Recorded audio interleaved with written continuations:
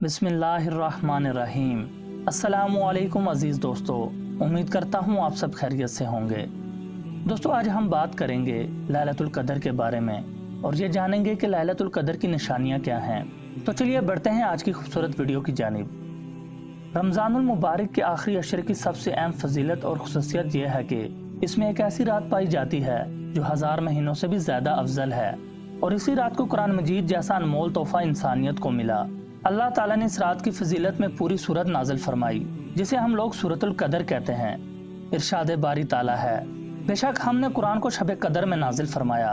तू क्या समझा कि शब क़द्र क्या है?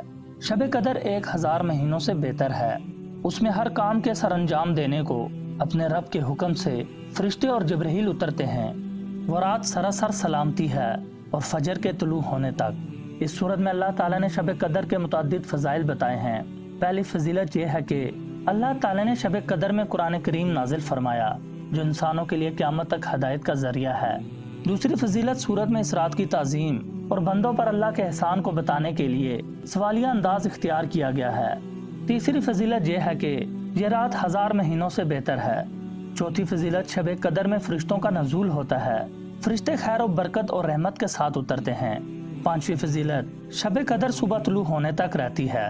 शब क़द्र के मायने इज्जत, अजमत और शराफत के हैं। इस रात में जो किताब नाजिल की गई वो भी काबिल कदर है। जिस पैगम्बर पर उतारी गई वो भी काबिल कदर हैं, और जिस उम्मत पर उतारी गई वो उम्मतों में सबसे बेहतर उम्मत है। तो इन काबिल कदर चीज़ों की वजह से इस शब को शब क़द्र कहते हैं, जिसके मायने हुए अजमत वाली रात। शब क़द्र की अलामात सैयदना अबादा रज़ियल्लाहु ताला अन्हु से रिवायत है कि रसूलुल्लाह सल्लल्लाहु अलैहि वसल्लम ने फरमाया, शब क़द्र माह रमज़ान की आखिरी 10 रातों में है। जो आदमी अजर व सवाब की खातिर इन 10 रातों में क़याम करेगा, अल्लाह ताला उसके अगले पिछले गुनाह माफ़ कर देगा। यह रात ताक रातों यानी 21वीं, 23वीं, 25वीं, 27वीं या 29वीं को होगी।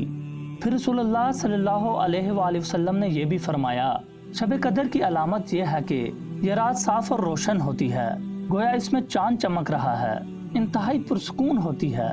इस रात में सर्दी होती है न गर्मी। इस रात को सुबह तक किसी तारे को नहीं फेंका जाता, और जब सुबह को सूरज तुलू होता है तो इसकी शुआ नहीं होती, वो 14वीं की चांद की मानिंद होता है। सैयदना अली रज़ियल्लाहु ताला अन्हु से रवायत है कि नबी करीम सल्लल्लाहु अलैहि वसल्लम ने फरमाया, मैं उस वक्त निकला जब चांद तुलू हो रहा था, वो आधे थाल की तरह लग रहा था।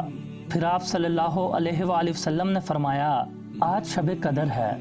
रसूलुल्लाह सल्लल्लाहु अलैहि वसल्लम ने फरमाया कि जो कोई शब क़द्र में ईमान के साथ और रसूल सवाब की नीयत से इबादत में खड़ा हो, उसके तमाम पिछले गुनाह बख्श दिए जाएंगे, और जिसने रमज़ान के रोज़े ईमान के साथ और सवाब की नीयत से रखे, उसके अगले तमाम गुनाह माफ़ कर दिए जाएंगे।